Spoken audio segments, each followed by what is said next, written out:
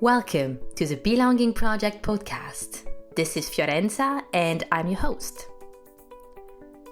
The purpose of this podcast is to bring voices together to talk about belonging. Through inspiring, real-life conversations, we explore how belonging can show up in so many different ways, what it feels like to belong, and the impact of truly belonging. Each episode will offer you inspiration and practical strategies to find your true voice in your life and as a leader. Let's dive in.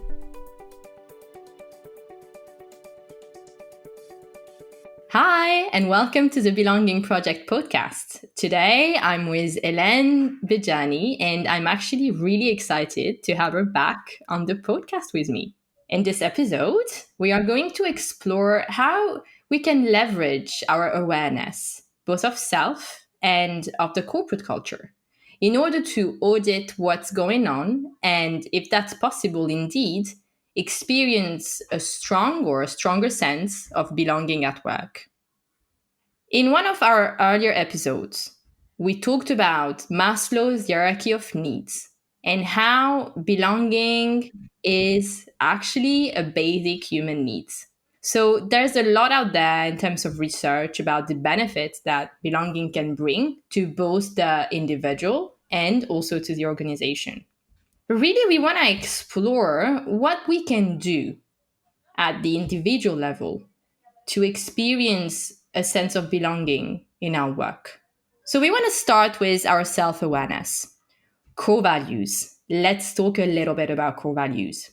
Such an important thing. As a coach, I use it a lot with my clients, almost with all my clients, I must say. But beyond that, it's so foundational. It's about really building that core self-awareness, getting to understand who you are. Core values are about what's really important to you, of course. You can also see them as your compass in life. They may feel like your North Star. They're giving you a direction. Compromising on one of your core values doesn't work for some, or it could work, but not for too long. So when something feels pretty non-negotiable, that is a very good indication that you have found your core value, one of your core values.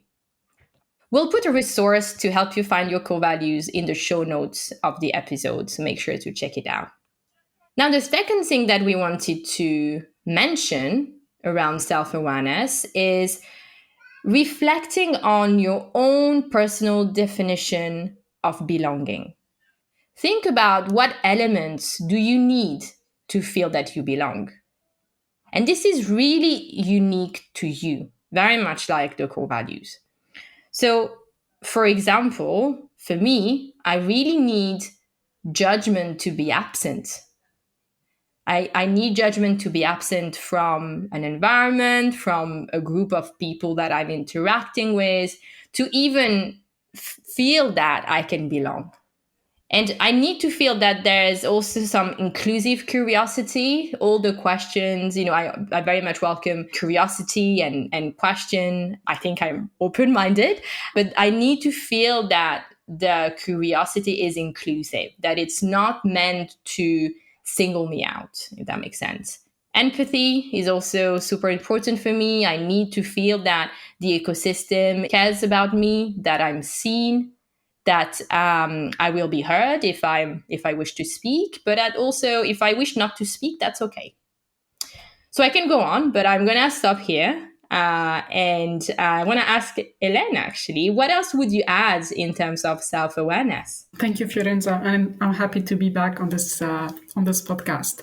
Such an important topic when we think about how self-awareness can help you find a sense of belonging at work. One of the things that, you've mentioned so many great examples of, noticing what belonging is to you at an individual level, so that you can see whether this is something that you can find in the environment that you're in the workplace where you work. And I like the perspective we're taking here about, being accountable what is it that we can do at an individual level to feel that we belong in the workplace. Because oftentimes actually we take the perspective of the employer as if it's their responsibility to make sure that people feel that they belong, but it is a shared responsibility. So I really like the angle perspective that you're taking here. And I would add, for the self-awareness piece, the more you know yourself, the more you know what's important to you, to your point, the easier it would be to find the environment that helps you fulfill your needs. And the more you understand what's important to you, to feel the belonging, and you understand what belonging means to you, the more you can create that as well in your environment. So there are lots of nuances in here. But one that I feel is really critical is understanding the culture of the company that you work with, understanding the dynamics of how things get done around here, how people behave, why they behave in certain ways, helps you have clues on the values, the true values that are lived in the organization and the place where you work. And once you're clear on the real values of the place where you work, of your environment, then you can see whether there's a match or mismatch with your own values. If the environment you're in can help you, cultivate what's important to you. So there is a link here with self-awareness and also awareness of the environment, of the culture, whether it's at a corporate level, and sometimes it can be at a team level. Doesn't have to be, the whole company culture, because sometimes we have subcultures within a corporate culture. So you can still find something that makes you feel that you belong to a specific team or specific groups of people to fulfill that basic human need that you mentioned earlier. That's so true what you just said there, especially in companies that are big, right? Multinationals, and maybe the team is distributed globally. It could be easier to relate and even understand what the culture is within your team or bigger team division. Maybe the ecosystem feels a little bit just too big. Yeah. Exactly. It can be too much. And sometimes we have, very different cultures within the same company. You would have, like, the marketing team would be fueled maybe by creativity, and same when it comes to research and development teams, because these people are often like aligned on certain things that give them meaning in their work as well. And you will have other teams, for example, sales teams, that are more focused on getting results, getting the numbers at the end of the month. So you need to be, result focused. Sometimes take some other values out of it to be able to focus on performance. So we always have, different subcultures within a company, but you sometimes have a thread that is nurtured by the leadership team. So you can find that at a corporate level, but you can still find values that are aligned with yours at a team level. Totally. Totally.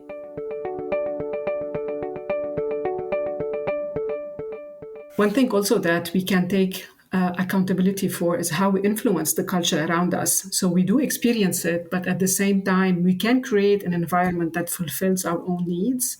We can be more intentional about it, because culture is how people behave, and we influence that directly or indirectly. So the way we set, expectations with others, the way we behave with them, also shapes the culture we're in, especially if we're a leader in a certain team. So we can create intentionally an environment, for example, where people feel that they can be themselves, which makes them feel like they belong to the team or the group of people. Absolutely. And would you have an example to share here in terms of maybe a success story of someone that was able to take those steps to make it work? Absolutely. Actually, in one of the teams that I worked with, one practice that we had ongoingly, in every team meeting, we would highlight what are the things that are working. We would highlight the strength that we have as a team. We would thank each other. Recognition was so important. And having these rituals these these types of practices helped shape the culture, a culture of recognition where people feel valued and everyone felt like they contribute to the team. They have something to bring. And this does help the team feel like cohesion within the team, and it helps with the feeling of belonging. Belonging is an outcome. It's not something that you create. You create something else, and the result would be belonging. And these types of examples of practices, saying thank you publicly, praising each other, even taking care of people's personal life. Like if someone is experiencing loss or having difficulties, how do we support them? How do we pick up their work? How to make sure that we give them the space and the time that they need? This makes them feel even more like they belong to something, they belong to the group. So I'm really getting a sense from what you're saying that we need to give it time, right?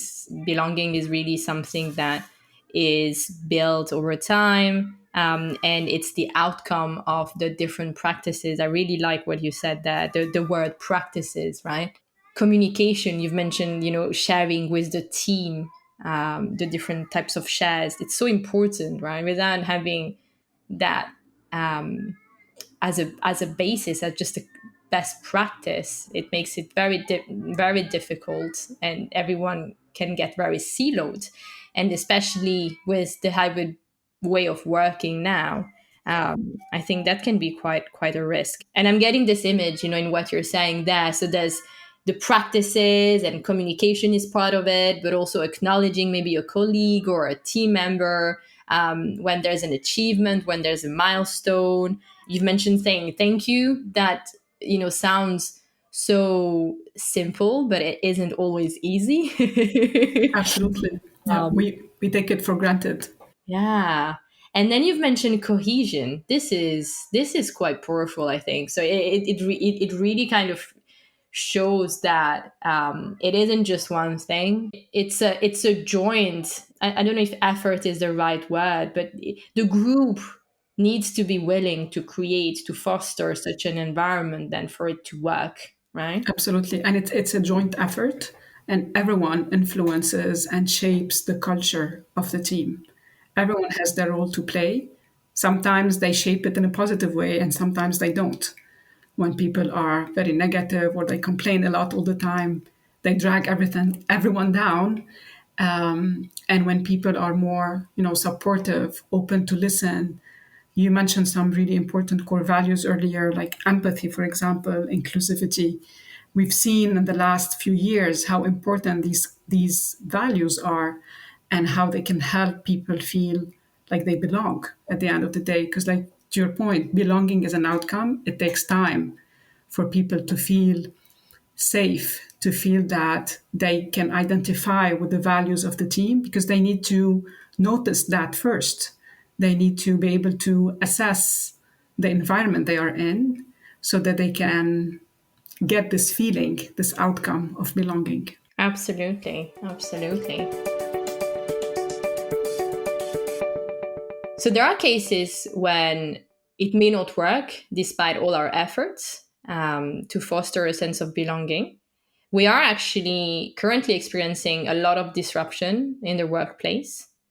There are a lot of people that are leaving organizations because of layoffs in various sectors, various industries. And there is also this era that has been called the Great Resignation, that started to happen while still in the global pandemic. How can we cultivate a sense of belonging in such a context when there's so much going on, and maybe the your workplace tomorrow will have nothing to do with the workplace that you've known today, and maybe your colleague that you care so much about may have left? That's a really good question. And I think it speaks very much about the reality of today. I've been experiencing it lately, and I've experienced it in previous organizations as well. It's hard when you leave, and it's harder when you stay. And I think it disrupts as well the sense of belonging, because you don't know what you belong to anymore. the company's vision also evolves. So you don't even know if you believe in where you're heading as an organization, especially when you see lots of changes happening around you. So, if we talk about the context of the Great Resignation, for example, it's about people wanting to find meaning in their work. That was the main lesson, I guess, from the pandemic. People are reevaluating the type of work they want to do. They are reevaluating where they want to work and when they want to work. Now they have the opportunity to work remotely, and sometimes they want this flexibility. They want to be able to define what they want from their career. They don't want a job that just, pays the bills. So the expectations from the employer are changing as well. For people to feel that they belong, the employer has more work to do to make them feel included. This is why we associate belonging a lot with diversity, equity, and inclusion work. It is a result of that, part of it at least, and it does impact what people take from it, how they feel about the organization. So it is the case for the Great Resignation that people are leaving to look for this feeling of belonging somewhere else if they don't feel it anymore in their current organization, and also looking for meaning beyond just belonging. And in case of the layoffs, depending on someone's personal financial situation, people can take it as an opportunity to find work that is more meaningful, where they feel valued. So there are different scenarios when people leave organizations that could be connected to belonging. But above all, I think belonging is something that you can find, I would say, as a feeling. Even when you stay within an organization and you see lots of changes happening around you, to what we were talking about earlier, when you connect it to self-awareness, the more you know what's important to you, the more you can create the environment that gives you this, that fulfills your needs. And you can assess, how the environment is evolving, what can you look for, and see whether there's a match or a mismatch. And sometimes, honestly, you can find your sense of belonging outside of work. And because, like we said earlier, it is a basic human need. If we cannot find it in our day-to-day work, we can find it in communities outside of work. During the pandemic, honestly, I connected with communities of learning and development professionals that helped me feel like I belong to something bigger, to a group of people trying to make a change happen in the world, who are ready to support each other. And this gave me a lot of fulfillment at a personal level. So there are different opportunities that we can seek as well to find to cultivate this sense of belonging, despite the changes that are happening in our environment that are sometimes outside of our control. And sometimes, yeah, we make decisions to leave organizations, and it's hard to hang on to something as well. And I would say, like, there is a lot of opportunities for organizations also to shape the way, when we talk about the employer branding, the employee value proposition, what they actually propose to employees to attract them and to attract and develop the best talent. Companies need to reinvent themselves more. And culture is a big part of it. Not many companies understand the value and impact of culture on fostering, creating this feeling of belonging so that people can bring their true selves to work and they can bring their best selves to work, honestly. And this would impact performance much more than what we expect. I don't know about you, but I'm seeing this kind of topic and how the corporate can play an active role in fostering this type of environment more and more these days. It may be due to the great work that my colleagues and network does, but I'm seeing more and more of this, and I feel like to your point, during the pandemic, all the people that maybe were hanging on to a job that in which they didn't thrive anymore, but it was fine because they had a healthy balance with all the other things, all the other activities that they were involved in outside of work. But then when that went away, then you're kind of just like left there facing your actual professional day to day, and you're like, okay, what do I do? Because we don't know how long this is gonna work. Do I carry on when I know that maybe I've reached the level that I wanted to reach in this role, and there's no more growth for me? Or do I get a little bit outside of the comfort zone, and it's going to be so uncomfortable that I get myself back out there? And of course, the financial situation is super important. But it's been a moment of reflection for those who want it. Yeah. Absolutely. Yeah. It did, and it's a good thing. I honestly think it's a really good thing. That's the evolution of humankind, where it's just the pandemic forced us to slow down in this world where, we have this hustle culture where we're running away, going on with our to-do lists all the time. The pandemic forced us to slow down because it took away all the noise around us. And like you said, the value that work can bring to our life became even more important, because sometimes this is, most of what was left.